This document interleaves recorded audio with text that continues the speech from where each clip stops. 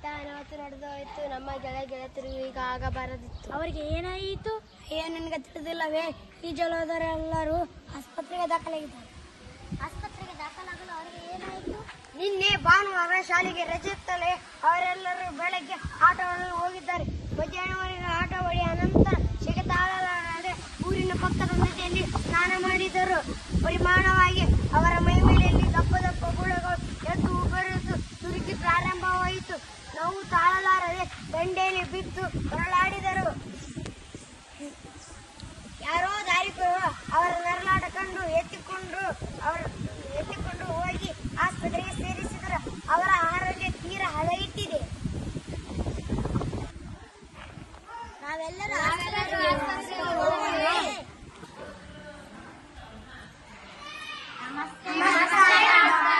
ನಮಸ್ತೆ.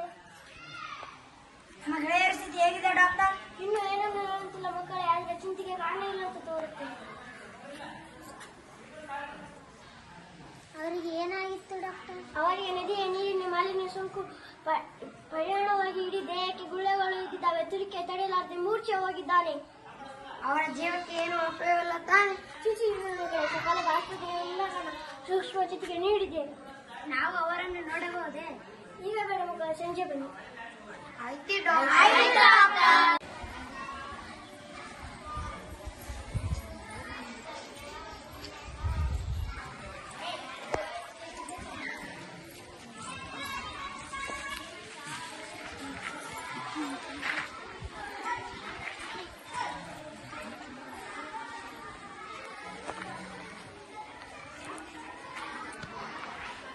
ಈ ನದಿಯ ನೀರು ಎಷ್ಟೊಂದು ಕೊಳಕಾಗಿದೆ. ಹಬ್ಬ, ಈ ಕೆಟ್ಟ ನೀರಿಗೆ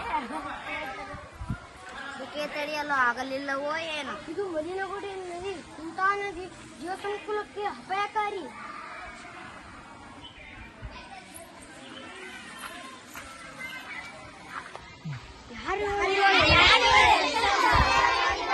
ನಾನು ಜಲದೇವತೆ ಮಕ್ಕಳೇ.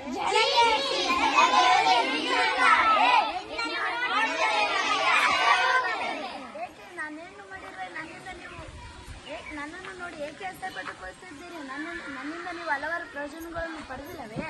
ಎಲ್ಲ ಸರಿ, ಆದರೆ ಈಗ ನೀನು ಕಲುಷಿತಗೊಂಡಿರುವೆ. ನಿನ್ನ ನೀರನ್ನು ಕುಡಿಯಬಾರದಂತೆ, ನೀನಲ್ಲಿ ಸ್ನಾನ ಮಾಡಬಾರದಂತೆ ವೈದ್ಯರೇ ನಮಗೆ ಈ ವಿಚಾರ ತಿಳಿಸಿದ್ದಾರೆ. ಅಲ್ಲದೆ ನಮ್ಮ ಗೆಳತಿಯರು ನಿನ್ನಲ್ಲಿ ಸ್ನಾನ ಮಾಡಿ ಅಸ್ವಸ್ಥರಾಗಿ ಆಸ್ಪತ್ರೆಗೆ ಸೇರಿದ್ದಾರೆ. ಇದಕ್ಕೆಲ್ಲ ಕಾರಣ ನಾನಲ್ಲ ಮಕ್ಕಳೇ, ನೀವೇ. ನೀವು ಅಂದರೆ ನಿಮ್ಮವರು. ನಮ್ಮವರೇನು ಶುದ್ಧರಾಗಿ ಹರಿಯಬಾರದಂತೆ ತಾಕೀತು ಮಾಡಿದರೆ ನಿನ್ನ ನೀರಿನಿಂದ ನಮಗೀಗ ಉಳಿಗಾಲವಿಲ್ಲ. ಇಲ್ಲ ಮಕ್ಕಳೇ, ನೀವು ನನ್ನ ಬಗ್ಗೆ ತಪ್ಪು ತಿಳಿದಿದ್ದೀರಿ. ನನ್ನ ಮಾತುಗಳನ್ನು ಕೇಳಿ. ಪರಿಶುದ್ಧರಾಗಿ ಹರಿಯುವ ನನ್ನನ್ನು ಕಲುಷಿತಗೊಳಿಸಿದವರು ಮನುಷ್ಯರೇ. ಬಹಳ ಹಿಂದಿನಿಂದ ಇತ್ತೀಚಿನವರೆಗೂ ಮಲಿನರಹಿತಳಾಗಿ ಹರಿಯುವಾಗ ಮನುಷ್ಯರು ನನ್ನ ನೀರನ್ನು ಕುಡಿಯುತ್ತಿದ್ದರು. ಆಹಾರ ತಯಾರಿಕೆಗೆ ಬೇಸಾಯಕ್ಕೆ ಉಪಯೋಗಿಸುತ್ತಿದ್ದರು. ಆದರೆ ಈಗ ನಾನು ಪರಿಶುದ್ಧಳಾಗಿಲ್ಲ. ನನ್ನಲ್ಲಿ ಅನೇಕ ಕಾರ್ಖಾನೆಗಳನ್ನು ಸ್ಥಾಪಿಸಿ ಅದರಿಂದ ಬರುವ ರಾಸಾಯನಿಕ ಪದಾರ್ಥಗಳನ್ನು ನನ್ನೊಳಗೆ ಎಸೆಯುತ್ತಿದ್ದಾರೆ ಮತ್ತು ಹಾಗೆ ಊರಿನ ಸಮಗ್ರ ಕೊಳಚೆಯನ್ನು ನನ್ನೊಳಗೆ ಹರಿಬಿಡುತ್ತಿದ್ದಾರೆ. ಇಷ್ಟೆಲ್ಲ ಶೋಷಣೆಗೆ ಬಲಿಯಾದ ನಾನು ಪರಿಶುದ್ಧಳಾಗಿ ಹರಿಯಲು ಸಾಧ್ಯ? ನೀವು ಯೋಚಿಸಿ ಮಕ್ಕಳೇ.